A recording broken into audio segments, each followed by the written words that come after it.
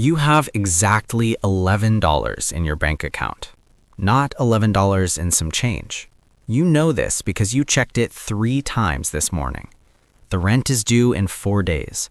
You have no one to call, no safety net, no backup plan. You eat instant noodles for the 3rd night in a row and tell yourself it's temporary. It doesn't feel temporary. Your phone bill is overdue. The screen dims every few minutes to save battery because you can't afford to replace it. You applied to 6 jobs today. You've applied to 43 this month. One response? It was automated.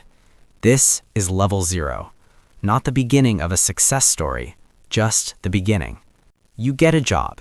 It's not the job you wanted. It pays $14 an hour. The shift starts at 5 a.m. You wake up at 4 every day without an alarm because anxiety is a better alarm clock than anything money can buy. You learn something here that school never taught you. Time is not money. Your time is someone else's money. You work 40 hours. You take home $420 after taxes. Your rent is $750. You do the math every single night. It never works out. So you pick up a second shift, then a third. Your feet hurt, your back hurts, you smell like whatever the job smells like even after you shower. But something changes inside you. You stop feeling sorry for yourself. You start feeling angry. And anger, when you point it in the right direction, is fuel. You open a savings account. You put in $50 the first month. It's nothing, but it's yours. The side hustle. You start watching videos at midnight. How to flip items, how to drop ship, how to freelance, how to make money while you sleep. Most of it is noise, but one thing sticks. You're good at something. Maybe it's design, maybe it's writing, maybe it's fixing things, filming things, building things. You start offering that skill online for $5, then $15, then $50. Your first real client pays you $200 for something that took you 3 hours. You stare at the notification. $200, 3 hours. That's more than a full day at your regular job. You don't sleep that night, not because you're tired, but because your mind won't stop running. You start treating every spare hour like it's a resource, because it is.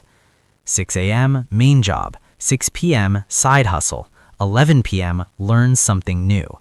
People around you think you're obsessed. You are. Your bank account crosses $1,000 for the first time. You screenshot it. You don't tell anyone. You quit.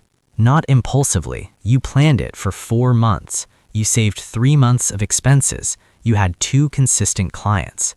But the moment you hand in that resignation, your stomach drops. There's no safety net now. Just you, a laptop, and a business that technically exists, but barely. The first week is exciting. The second week is terrifying. By week 3, you haven't landed a new client, your best client ghosted you, and your savings just dropped below $600. You almost go back.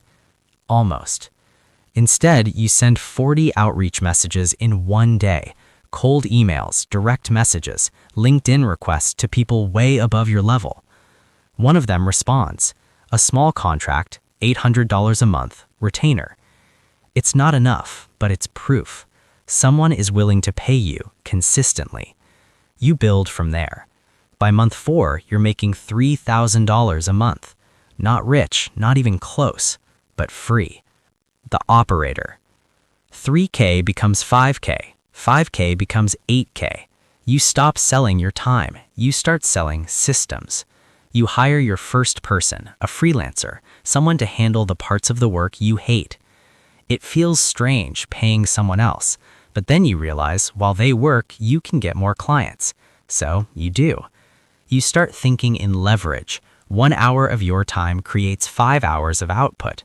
Your monthly revenue hits $15,000. You rent a better apartment, nothing flashy, just clean, safe, quiet. You buy a good chair, a good desk, a good monitor. For the first time, your environment matches your ambition. But something else happens at this level. The stakes get real. Taxes, legal structures, contracts, people depending on you for their income. One bad month and you can't cover payroll. You lie awake at 2 a.m. running numbers you already know. You learn that making money and managing money are two completely different skills, and you only mastered one of them. The first 100,000. It happens quietly. You check your account one Tuesday morning, not for any special reason. $100,400.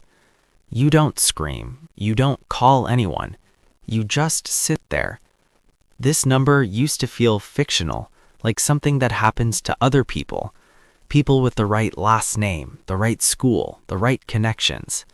But it's there, in your account, with your name on it. And then, almost immediately, the fear sets in. What if you lose it? What if the clients leave? What if the market shifts? What if you made a mistake somewhere and you don't know it yet?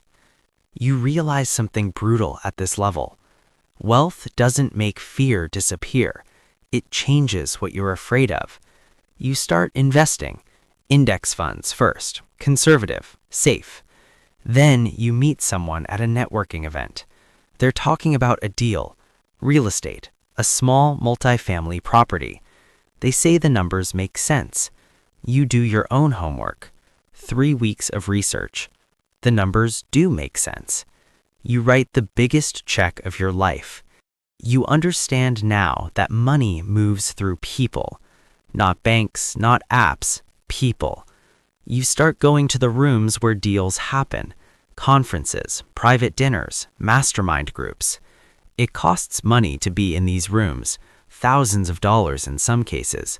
But what you hear inside them is worth more than anything you'd learn in a year alone. You start making connections that feel impossible. A conversation at a conference bar leads to a partnership. That partnership generates more in 6 months than your business did in its first 2 years.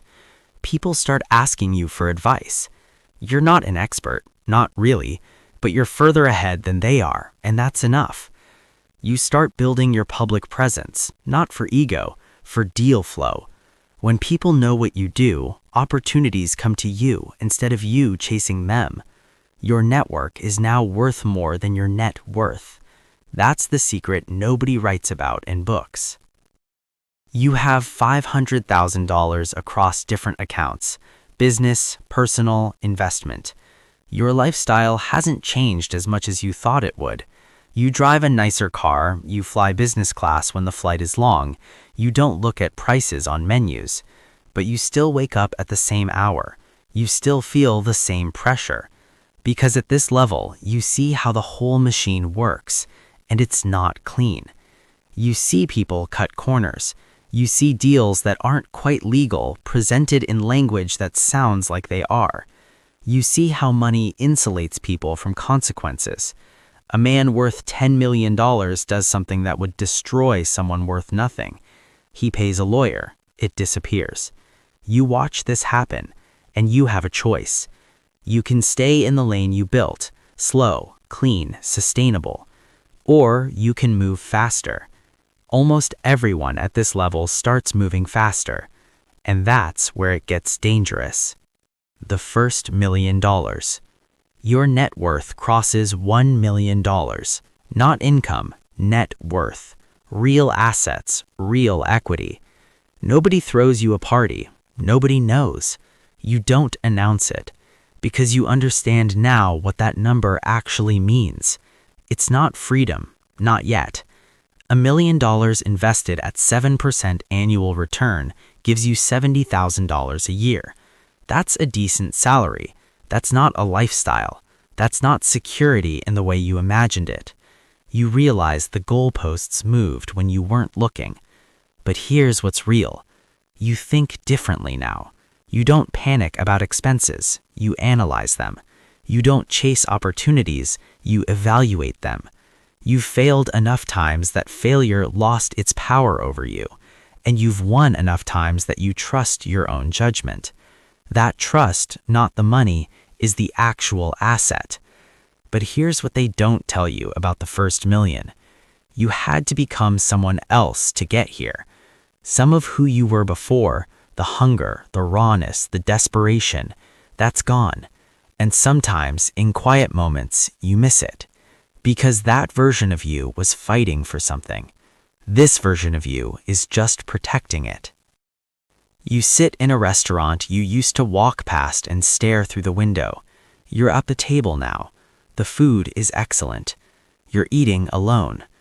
The people you grew up with, you drifted from. Slowly, then all at once. Different priorities, different schedules, different worlds. The relationships that couldn't survive your ambition were casualties you didn't count in the beginning. You count them now. Your phone buzzes constantly. Business, deals, opportunities. None of it is your old friends. You built an empire out of hours that used to belong to people. You think about the version of you with $11 in the bank. That person was scared, but that person was also alive in a way that's hard to explain. Every small win meant everything. A $50 client, a $200 payday, a $1,000 savings account. Those numbers had weight. Now you move millions and the weight is gone. And you don't know if that's growth or loss. Every problem you had before, the anxiety, the loneliness, the need to prove something, you still have them. They just live in a nicer house. Some people get here and collapse under the weight of what they sacrificed. Some people get here and keep going, not out of greed, because stopping feels more dangerous than moving. Some people get here and rebuild. They find the thing they actually wanted underneath the money, and they use the money to chase that. Which one are you? That depends on one thing. Why did you start? If you started to survive, you probably stopped being hungry the moment you felt safe. If you started to prove something, you're still running from whoever made you feel small. But if you started because you genuinely wanted to build something that mattered, then the money was never the destination. It was just the vehicle. You're still deciding where to go. The account balance doesn't make that decision. You do. And that decision, right there, is the only level that actually matters.